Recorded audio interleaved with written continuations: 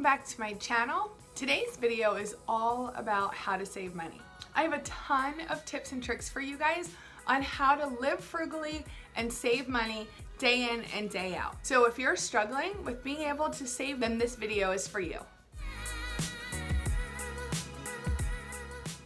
Hey guys, my name is Kristin. I am a blogger at senseandpurpose.com. I've had my website since before I had my YouTube channel, but I just recently changed the name and I felt like Sense and Purpose really better reflected my mission with my website and my YouTube channel. I haven't yet decided whether I'm going to change the name of my YouTube channel, but just to give you a heads up, if it does change, it's still me, so don't leave, stick around. And if you're not a subscriber, I hope you'll subscribe. I make videos about saving money, budgeting, living frugally, a couple of other random things here and there, but I'd love to have you as part of my YouTube family. I have 50 tips on how to live frugally. These tips are in no particular order. Some of the tips could save you a ton of money, and some of them are probably only going to save you a little bit at a time, but remember, a little bit of savings compounded over time, it does add up. Some of these we practice as a family, but a couple of them we actually don't practice, and I will mention which ones as I go through the tips. I know you'll hear a lot of people talk about, myself included, some of the bigger things like sticking to a budget,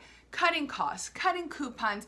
You know, there's a lot of things you can do in your everyday life, and so many of them really without much extra effort that can help you save a ton of money. So let's get into the tips. Tip number 1, 2, 3, and I think 4 are all around the same thing: water. I don't know about you, but our water bill's kind of pricey where we live. Plus, I have really been striving to be more environmentally conscious over the past couple years, and I feel like that kind of tied into our debt-free journey and living more frugally and just being, like I said, a lot more intentional and purposeful. Use refillable water bottles. So that's one of those items that, yes, you're going to spend a couple dollars on, but be smart. You can buy them at TJ Maxx, you can buy them at Walmart, you can buy them even at Aldi for much less than you would pay at, say, Target or Bed Bath & Beyond. But getting a refillable water bottle not only will help you cut back on your plastic consumption, but it will allow you to refill your water anywhere. Plus, you're not going to be flying through bottled water as much. Now, personally, we use a lot of refillable water bottles, but we also do buy bottled water. We buy a case maybe every month or so. I really like to have a bottle to offer guests if somebody comes to our house. They're also really good in a pinch, like when my kids forget to fill up their bottle for soccer, they can grab one really quickly on their way out the door and we're good to go. But I am really kind of on them about refilling them, and there's nothing wrong with it. Honestly, our fridge water tastes great. We have a whole house water filter in the basement, and then it's filtered in the fridge as well. So it's double filtered water. It tastes wonderful. Personally, when I drink out of a plastic water bottle, I refill it multiple times as if it's reusable, and then I throw it in the recycling. The other thing is I have the kids just fill their cups from the sink all the time. They don't need to get a bottle every time they want to drink water. They can just fill the cups.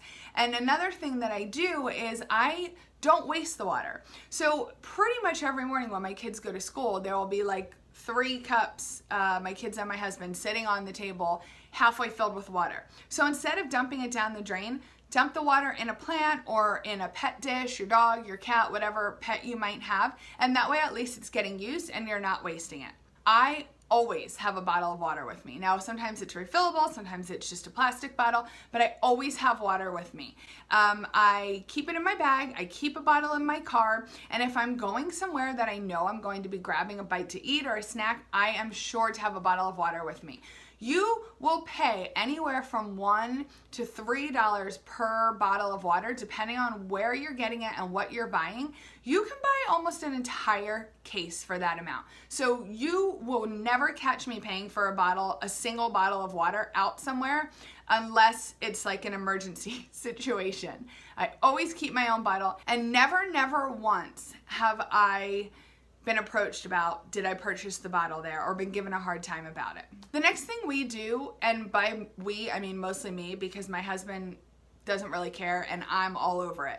My kids so often will use paper plates. I use a lot of paper products. I know I should cut back and that would save me a lot of money, but for us, that's a matter of convenience because I feel like I spend half my day washing dishes. So I am not ready to give up our paper products, but I do try to be careful with our consumption because so often my son will make a bagel and he'll eat it on a paper plate. The paper plate is completely clean, minus a crumb or two, and he'll go and throw it in the trash. So I tell him, instead of throwing it in the trash, just flick the crumbs into the sink and stick the paper plate on the counter, and then I'll use it for my breakfast or my lunch.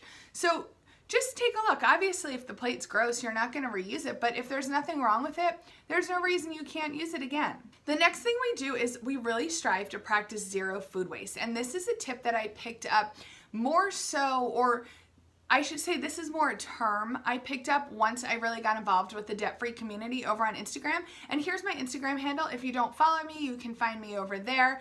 And I always tried to not waste food. I always was a big cheerleader for cleaning off your plate because I always felt like it was bad to waste food because there are so many people that are starving in the world, and I just feel like it's not being grateful for what we have when we just throw so much food in the trash. There are so many tips and tricks for cutting down on food waste. One of the things that we do is we do a leftover night, or should I say at least one leftover night every single week in our meal plan. And sometimes it's a leftover from an actual meal if I made a larger meal and we have enough for actual servings again. But a lot of times it's almost more like a smorgasbord where I am just grabbing random containers from the fridge. And the other day my kids had a small bowl of turkey and risotto and a small bowl of mac and cheese left over, and that was their dinner. And you know what? They don't care. They're kids. It really doesn't matter to them. It doesn't have to be a full meal. It doesn't have to be anything fancy. But the point is, there wasn't enough for a full serving of either of those dishes, and it would have ended up sitting in the fridge for days until it went bad and it would have got thrown out. So instead, that was an entire extra meal I was able to serve. My husband wasn't home and I eat my own thing, but an extra meal I was able to serve for my children. I didn't have to take the time to make another meal, and I didn't have to use money to make something else while that was getting thrown in the trash. So striving to practice zero food waste, if you search the hashtag over on Instagram, you'll find a whole bunch of information and a whole bunch of extra tips. Another big way to combat zero food waste is meal planning. So really taking the time to sit down, create a meal plan. I have some free resources with my blog. I will link those down below. And I have a really in-depth meal planning video coming up for you next week. But taking the time to learn and get efficient at meal planning will ensure that you're using those leftover ingredients in another meal and you're really wasting very, very little food. And think about it. Throwing your food out is literally like throwing your money right in the garbage. The next thing I do is I try to use Ebates anytime I shop online. Now you can find most any store in Ebates, and a lot of times I don't earn much money because I do the majority of our online shopping on Amazon, and Amazon sometimes will give you a little bit of cash back in certain categories, but none in other categories. But I'll always go up through Ebates first because even if I can earn a little bit, it's better than nothing. And I've gotten multiple checks from Ebates now for $25, $40, $50 where they are literally sending you free money. You can also earn $25 anytime a friend uses your link and signs up with their own Ebates account. I'm going to put my link down below. You would get $10, I believe, for free when you try Ebates. And then you would also be able to share your link with your friends and earn money that way. But almost any store I've ever shopped at online, I've been able to find on Ebates. It's super simple. You just go to the Ebates website, search the store you're looking to shop at, click on it, it takes you right to that store's website, and you shop as you normally do. And once your transaction is complete and ships and processed, then you'll see some cash back come up in your Ebates account. And they will send you a physical check for that money at the end of each quarter. Super simple. I really try to never do any online shopping without getting some sort of cash back for it. Another tip when it comes to online shopping is obviously look for coupon codes, sign up for emails. Now be careful with that, because if you're someone that's really triggered by every sales email or every coupon you get in your email, then it's probably going to do you more harm than good. It's going to cause you to buy things that you don't need.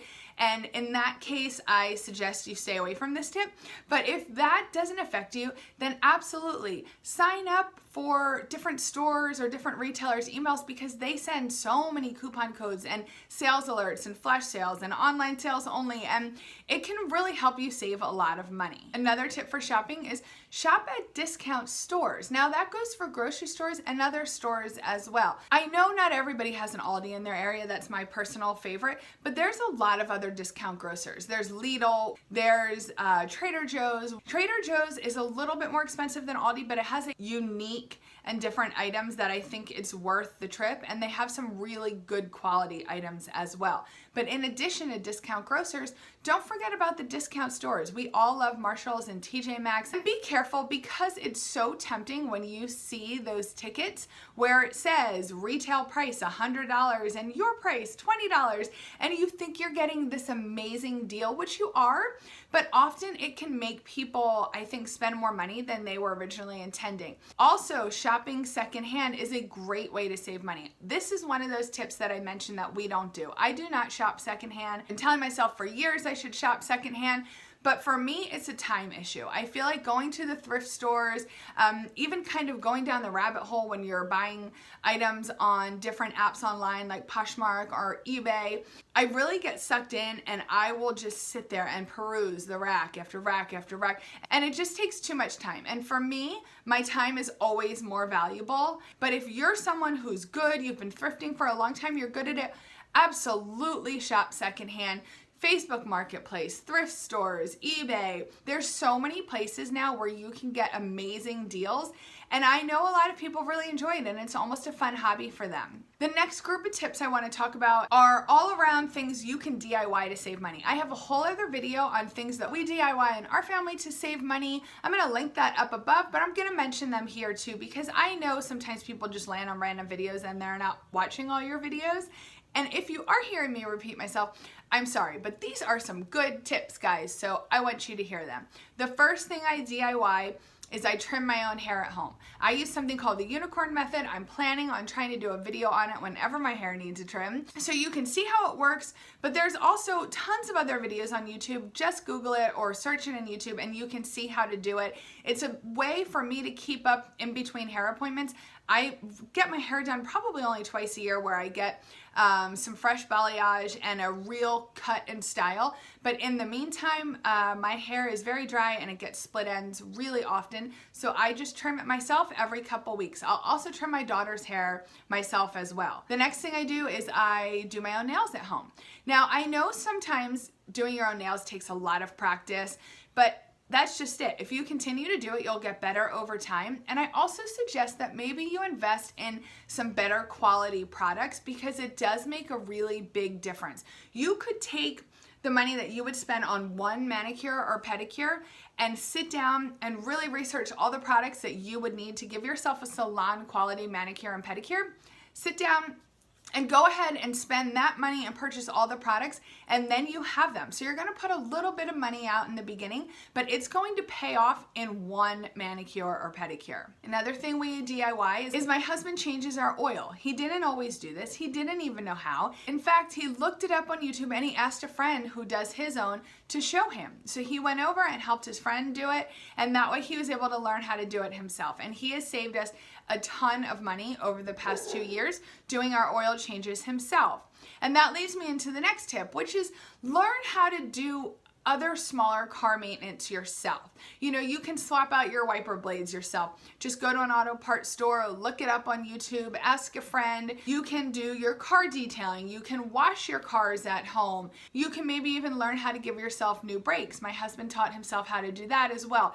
All of the smaller car maintenance things you can learn how to do yourself, and you are going to save hundreds and thousands of dollars. The next thing I do is I make my own coffee. Sure, you'll see me with a Starbucks here and there, usually because I have a gift card, but I love making my own coffee at home. I make my own cold brew, my own bulletproof coffee, my own lattes.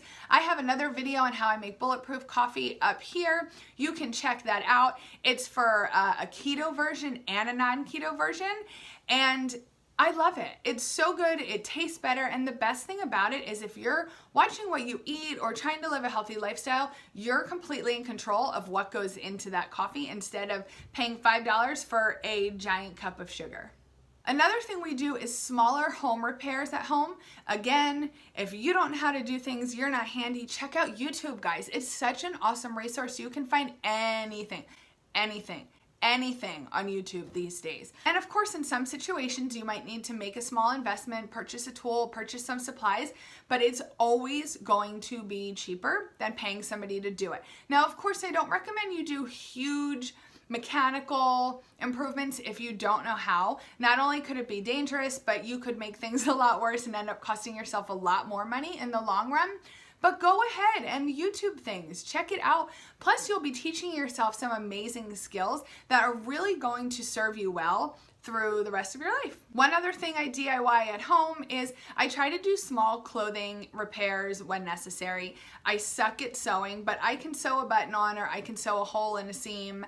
Not very good at fixing zippers, but a lot of people are, and zippers are cheap. You can just go to the craft store, pick it up. Again, you can check out YouTube to learn how to do these simple fixes. But if you have a good quality piece of clothing that has a lot of life left in it, it's crazy to get rid of it just because there's a small hole in it. The next thing we do is pack lunches.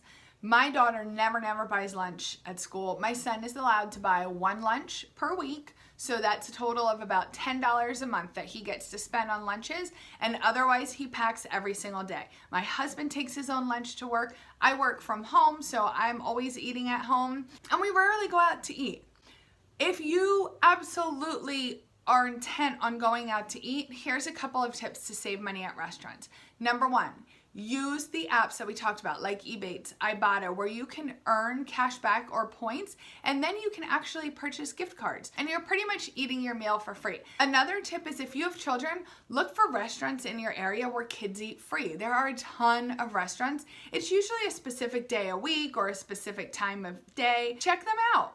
Look for opportunities to save money like that. If they don't eat free, maybe get an adult-sized meal for your children and split it. Or split an entree with your spouse.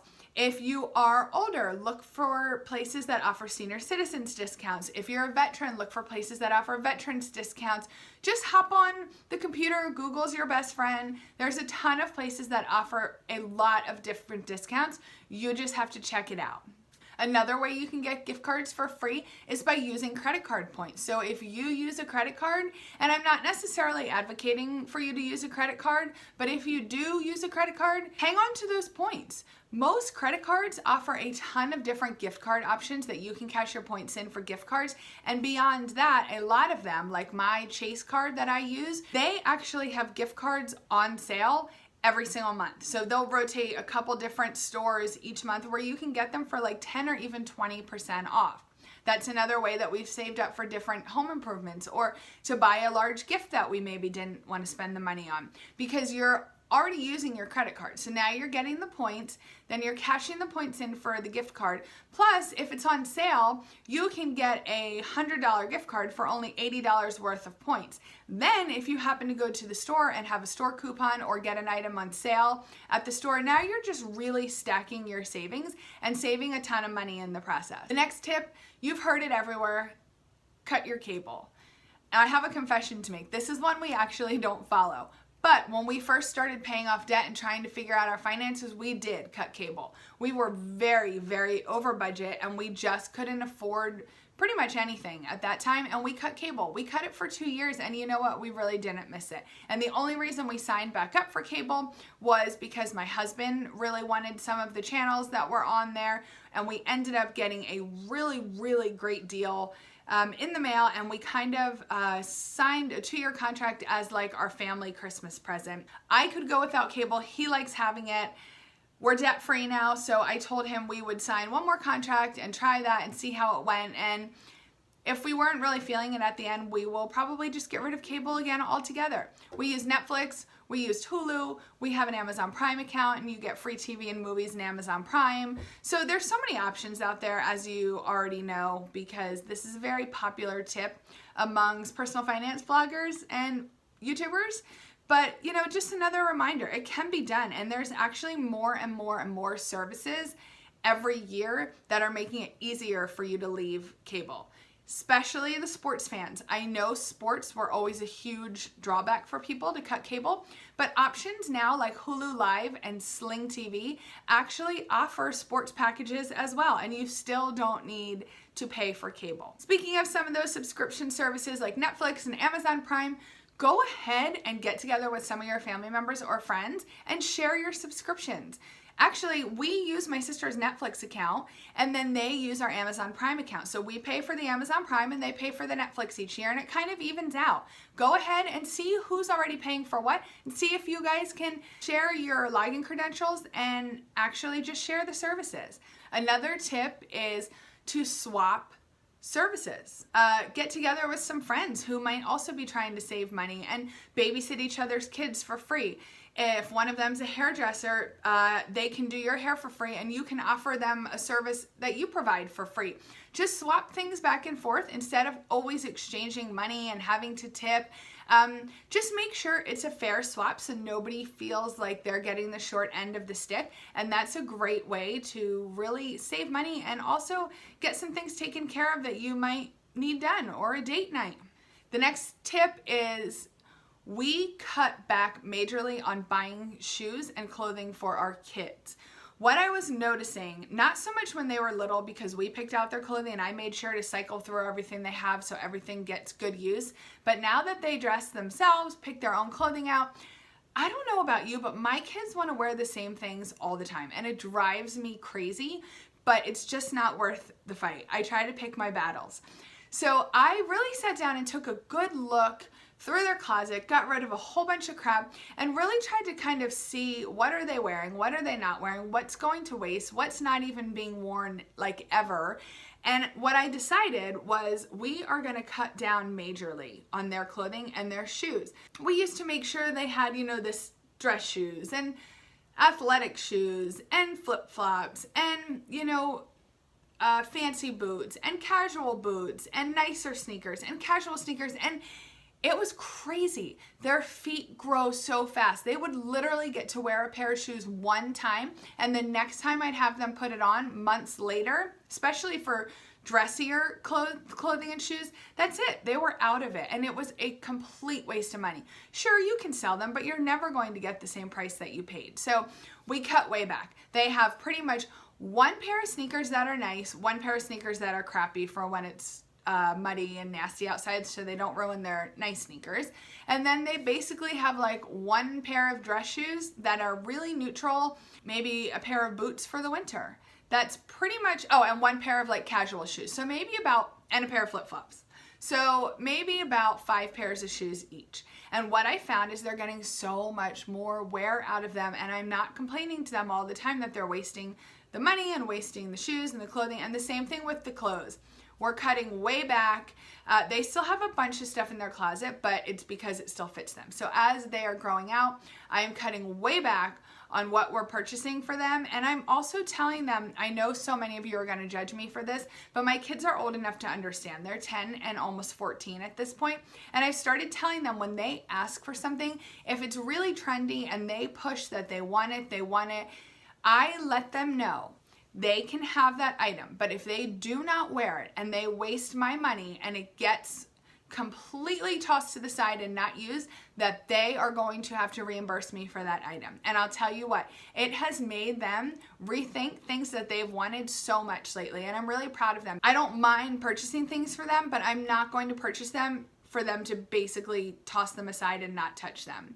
We work way too hard for our money, and they need to learn the value of money, and that when you spend money on something, you need to make sure you're using it and getting your money's worth. So that's been a really helpful tip for us. I barely buy clothing for them anymore. I really have cut back to only when necessary, and it's made a big difference for us. Another thing I do is I've been bundling my errands. So not just the gas, but even the time it takes to run errands, I really try to bundle everything. I try to kind of stick everything on one day, make a list, keep everything going so that I can kind of go out, get dressed, get myself together once a week, and get out there and complete everything I need to do. I notice it also keeps me on task a little bit better, kind of keeps me moving. If you do bring your kids along, make sure you pack snacks, pack a lunch so that they don't get hangry and have a meltdown, have a breakdown, and cut your day short. But I've definitely found that it's helping me go longer in between having to fill up with gas because I'm not running out every single day. Another tip is wash your own car. I forgot to mention that earlier. We wash our own cars. I absolutely love getting my car washed professionally, but it's just not worth the money. Plus, if you have kids, they have so much fun doing it. We also have dogs, and I let the dogs come in my car, and it's a mess. There's dog hair everywhere, so periodically I really have to take the time and clean it out and vacuum it out, and I might as well just wash the car while I'm at it. Next tip. Be sure to sign up for a free library card at your local library. But actually use the library, use their resources. They usually have movies, free audiobooks now. You can check out magazines or your papers or whatever you want to do. You can probably find it at the library somewhere. You can use printers, you can use computers if you don't have internet or you can't afford internet. If you have children, there's always activities at your local library. And another thing they do is they now have apps that you can use and get free audiobooks or free digital books on these apps, but you need a library card. So my favorite is Hoopla. I know there's another one called Libby and one called Overdrive, and they're all free, but you have to have a library card to sign up for the account. So check them out. It has saved me hundreds of dollars on books over the past few years. Another tip is to get a programmable thermostat. Since I work from home, it's not as big of a deal for us because I'm always here and I can just go change the temperature anytime I want to.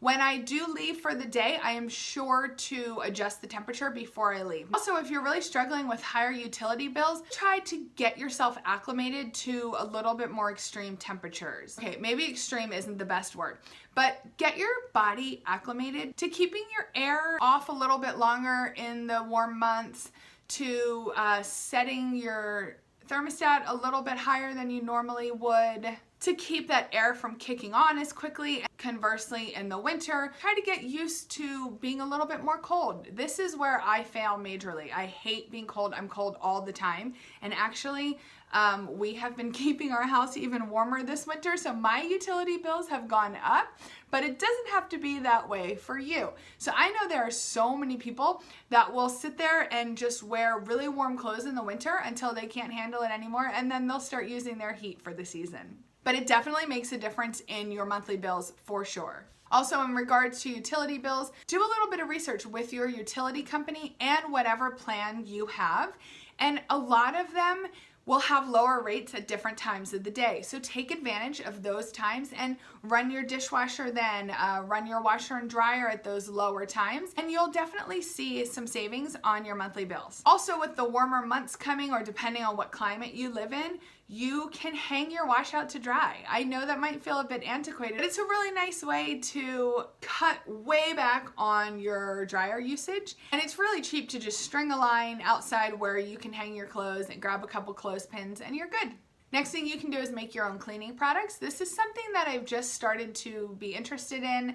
I'm going to do my own research. And not only does it save you a lot of money, but it's so much better for your house, especially if you have children or pets, to really cut down on the amount of chemicals that you're using in your home. The next tip is to carpool. Start a group chat with some of your friends in your area and see who might be available to carpool back and forth to different sports, school, or activities. That will definitely save you gas and time. Now let's talk about entertainment. My first tip is to try entertaining at home. If you're somebody that loves to go out to eat, loves to get together with friends and have drinks or just hang out, try doing it at somebody's house instead of at a restaurant.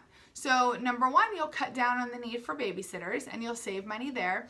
Plus, you can buy an entire bottle of booze for the cost of like 2 drinks at a restaurant. Go ahead and have it potluck style. Ask everybody to bring a dish or an appetizer, and you'll have so much more fun hanging out, being relaxed at somebody's house, and you're gonna save so much money. Also, get online and look for other ways for free entertainment. Entertainment can be really pricey, so finding lots of community events that are free, or just getting outside in nature with your family, maybe just going to visit a friend, going for a walk. So many different things that you can do to find free entertainment, especially with the summer coming up. The next thing is, if you absolutely are intent in going out, try different discount sites like Groupon or Living Social and see what they offer in your area. There's always restaurants offering different gift cards or discounted services for new fun places that have opened in your area. Keep an eye out, and a lot of times you can purchase these in advance, so you'll be able to plan accordingly. But you can definitely find some fun stuff to do on Groupon and save some money in the process. Another tip is to just say no. Something frugal people do a lot is they learn how to say no. And this was hard for me for a long time. As a recovering people pleaser, I have a really difficult time saying no. I never want to hurt somebody's feelings or upset somebody. In our situation, my husband has a weird work schedule, so we've just had to say no a lot over the years. So it's gotten easier for me. But especially if people want to do things that you know just isn't in your budget, it can be really difficult or sometimes even feel embarrassing to tell them that you don't want to spend the money. But something I've learned is that no is a complete sentence. You do not have to always offer an explanation or an excuse as to why you can't do something. You don't owe anybody an explanation. You can just learn how to say no. And frugal people just seem to be home more. I think frugal people really learn how to enjoy their home and spending time together with their family, and don't always feel like we have to be doing something or be going somewhere to enjoy ourselves. The next tip is to buy in bulk. Now, all the big discount warehouse stores like Sam's Club or Costco, you have to be careful. It can be a slippery slope. Not only do they offer your grocery items and your toiletry items and your paper goods in bulk, but they have a lot of other items too at really great prices, like clothing or patio furniture or home decor. Be careful, be intentional with your spending, and really plan out what you need and save the amount of money that you need to purchase those items. Take your cash envelope and go in and just buy what you need. But you need to look at is the cost per unit. So when you're comparing, let's say, paper plates, look at the paper plates from your normal grocery store and see the cost per unit. So if the plates are $2 for a pack of 50, you're going to divide $2 by 50 and see how much each plate costs. Then you're going to do the same thing at your warehouse store, and you will almost always see that it's cheaper. I went through before and compared our prices from Aldi to Sam's Club, since that's what's in our area, and I didn't think that Sam's could beat Aldi, but it still did every single time. So just be sure to do your homework, take a little bit of extra time and kind of figure out the cost per unit on the items that you use the most, and then budget accordingly, and be sure to plan your trip to only get what you need. Another thing is buy generic. Guys, I was such a generic hater when I was younger. I was convinced that it tasted different. Well, I'm still to this day convinced Pop-Tarts taste different. I have never, ever found a generic Pop-Tart that tastes as good as the real thing, but I digress. So, in so many cases, believe it or not, the generic goods are actually made in the same factory as the brand names. I know this because I went on tour of a bread factory that was by my house years and years ago, and they showed us the actual bread that came off the line. It was the same bread, and they showed us that all they did was put it in different packages, and I was amazed. And ever since then, no lie, my mind became more open to trying generics. And I'll tell you what, over the years, there's really only been a handful of items that we didn't care for, that we honest and truly thought tasted different from the real brand name. So give it a shot. I know it's like a weird change, and it's a weird transition for a lot of people to make, but try. And I swear to you, once you start shopping mostly generic for your food, you are going to be so amazed by how much money you save that you're not going to switch back to brands. Another tip to save money when grocery shopping is to shop online or do like an online grocery pickup. I just did a grocery haul video a couple weeks ago on my big Walmart haul from Walmart online grocery pickup. There's Instacart, there's Shipt,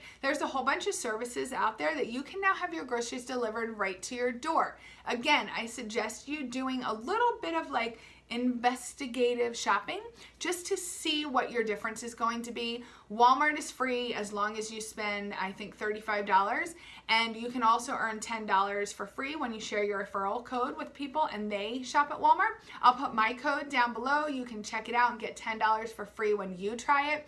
I absolutely love it. It's my favorite, and the best thing about it is as you're shopping online, you see right in front of your face if you're going over budget, and you can very easily remove things from your cart, cut back, delete items until you get to meet your budget. You're eliminating the impulse buys at the checkout counter. You're eliminating the hunger buys when you're walking down the aisles and you're starving, so you're just throwing things into your cart because you want to eat them. Now, some services do cost you money, so that's where I'm saying try them out. Most of the services you can try out with a discount the first time. Try them out, really look at the prices, compare the fees, and see if it's worth your money. You know, if you have health issues and you can't get out easily, it's probably going to be worth your money to spend an extra $10 a week to get your food delivered. If you are a mom with a brand new baby and it's the middle of winter and you're in Connecticut, it's probably going to be worth an extra $10 a week for you to get your groceries delivered. So check it out and be careful when you buy. Just be diligent, set your budget, know what you want to spend, and be sure that no matter what, you're not going to go over budget. Another tip is you can also buy items that aren't even groceries when you do this with Walmart and Shipt and some of the other services. You can put toiletries, paper products, I've gotten plates and bowls, all different types of things. As long as they let you add it to your cart and check out, you're good. They will come and deliver it for free. The next tip is to meal prep. So not only are you going to meal plan and save a ton of money, but you're going to meal prep. And when you meal prep, you absolutely cut down on the temptation to stop by the drive-thru after work, to go out for dinner at the end of a long night, to stop by the diner when you're leaving practice, because you know you already have food completely prepped and sitting in your fridge or your crock pot waiting for you to come home and eat. When I don't have food prepped in our fridge, all I hear is there's nothing to eat, there's nothing to eat, there's nothing to eat. It drives me crazy. So take some time. It can be one day a week where you have a huge meal prepping session all day as a family. It can be little by little throughout the week. That's how I usually do it. But be sure to prep some food. You can just do minimal prepping so that when you get home, you finish it up and cook the meal, but it's not taking near as much time. Or you can fully prep and cook meals and have them just waiting to be reheated in the fridge when it's time to eat. The next tip is to drive a used car. For the first time in our life, my husband and I are driving paid off cars, and guys, it's a game changer. We always thought we were going to have a car payment. We thought it wasn't possible to go your whole life without having car payments, and it was just something that was normal and everybody did, but that's not true. You do not have to have a car payment. Purchase a used car, pay in cash, or pay off the car you already have, and take really good care of it. So that's the next tip. If you're going to purchase a used car and drive those vehicles until the wheels fall off, you really want to take good care of it. Get regular maintenance, whether you're taking it to a mechanic or you're doing it yourself like we already talked about. Stay on top of things. Make sure you're operating it efficiently. Taking really good care of it is going to make it last longer, which leads me to the next tip, which is taking good care of any of your possessions is going to make them last longer. So frugal people don't necessarily mind spending a little bit more money on a quality item because they know they're going to get their money's worth and they're going to take care of it and make it last as long as possible. Guys, I have a pair of Uggs that I bought so long ago. I had to order them from Australia and I still have them. This is literally like going on over 14 years now. And trust me, they look like hell. They're beat up, but they're so comfortable when I'm just going to Walmart or I'm just, running to the gas station or going to my mom's to work. I will not get rid of them. I mean, talk about getting your money's worth. Taking care of your possessions is going to make them last longer, which means you're going to save a lot of money in the long run because you're not going to have to be repurchasing those items over and over. The next thing I want to talk about is upcycling. Over the years, I used to be so quick to just get rid of things that I didn't think I wanted or needed, and now I take the time to look around my house and see if there could be another use for this item. How could I repurpose it? If you follow me on Instagram, then you probably saw my laundry room saga a couple months ago, and we actually had to pull our cabinetry and countertops out of the laundry room. So instead of getting rid of those or selling them, I was able to repurpose them by putting them downstairs in the basement, and it's extra storage for us downstairs. It's nice and organized. It's not more bins laying around. It's a nice countertop where we can put things, and it saved us from going out and buying a whole other shelving unit to put in our basement. So look for ways you can upcycle things. I use all of my old condiment jars, spaghetti jars to use when I make my homemade chicken stock. Just pull the labels off. Take the labels off your old candles and store your Q-tips or cotton balls or makeup brushes in it. There's so many things you can do. Will keep you from having to purchase another item, and it's also better for the environment because you're just cutting down on the waste and the amount that you throw out. And since you know budgeting is my jam, my last couple of tips have to do with how you manage your finances. So number one is track your expenses. Frugal people are aware of what they spend. They're more intentional with their money. We pay more attention, and really taking the time to track your expenses, you could just hang a piece of paper up on the fridge and write down exactly what you spend, where you spend it, and what it was spent on. And taking the time to track your expenses and then look at them and find trends and look at the data and see where you're spending your money is going to give you so many other opportunities to find ways to cut costs or reduce your expenses in certain areas. The next tip is to purchase things early for a discount. For example, every year our pool membership opens with an early bird option. So when we purchase our membership for the summer in that window, we're able to save a substantial amount of money. Along with that, look for ways to pay bills in a bigger time period, because it's going to cut back on fees. If you pay your car insurance yearly instead of monthly, most people don't know that they actually attach an installment fee. When you break a bigger bill down in smaller payments, most places will add an installment fee. You're paying extra just to pay that bill on a monthly basis. So instead,